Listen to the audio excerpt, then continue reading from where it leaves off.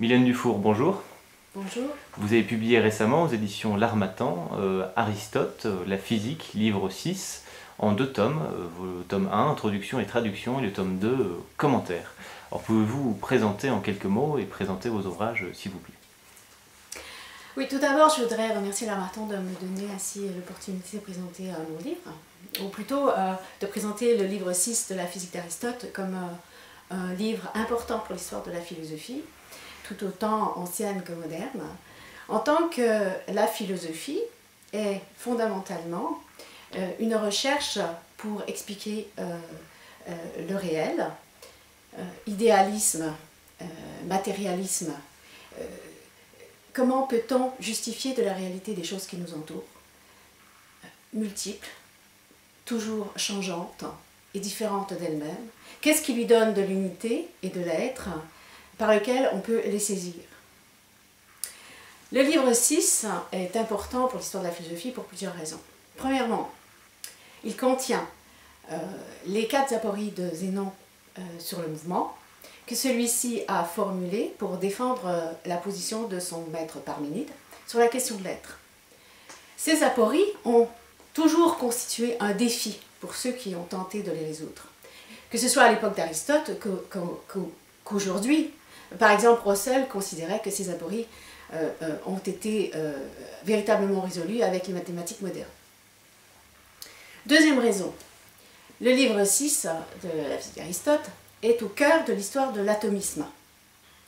Les historiens de l'atomisme ont expliqué l'évolution de l'atomisme par la reprise, chez Diodore et Épicure, des idées développées dans le livre 6.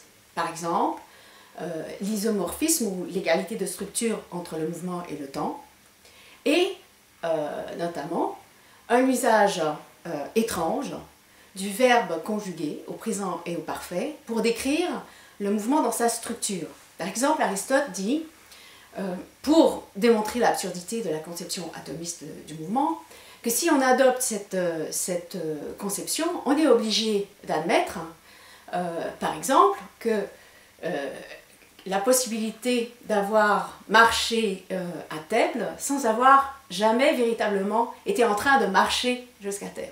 D'avoir marché et marché simultanément.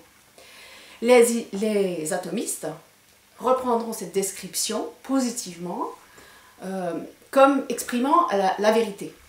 Ainsi, l'on voit que le livre 6 est au cœur de l'histoire de l'atomisme, mais il est plus encore que cela.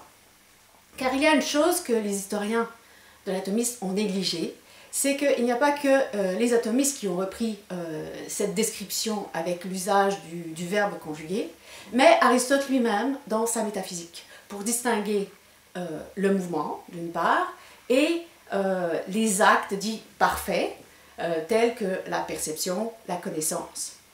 Aristote dit en effet que s'il n'est pas possible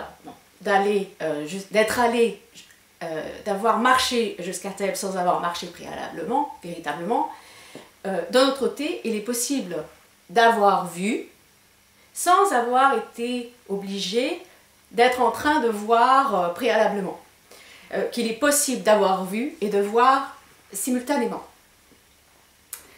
Cet usage du verbe conjugué a subjugué les philosophes du langage du XXe siècle.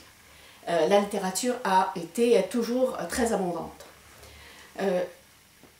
Leur influence a été considérable sur l'interprétation et la lecture du texte même d'Aristote. Cependant, cette interprétation manque d'un point d'ancrage. Le livre 6 offre ce point d'ancrage, la source qui permet de l'expliquer. Car il est quand même étonnant que Aristote ait pu utiliser pour décrire les réalités qu'il considère les plus parfaites, telles la connaissance, la perception, une description qu'il avait d'abord développée pour montrer par l'absurde la conception atomiste du mouvement. Il est nécessaire qu'il y ait eu un cheminement, et ce cheminement se trouve développé au livre 6, où Aristote développe sa réponse aux apories de Zénon. Cet usage du verbe conjugué, tel qu'initié par Aristote dans le livre 6, a eu une grande postérité, comme on le voit chez les atomistes, mais aussi, de manière détournée, aussi chez les stoïciens, chez Plotin. Et c'est pourquoi l'on peut dire, avec le livre 6, on peut parler d'un tournant philosophique et sémantique. Le livre 6 est riche philosophiquement, et pour vous le faire apprécier, je vous offre une nouvelle traduction, un commentaire suivi et une assez grande introduction présentant les axes exégétiques qui le traversent.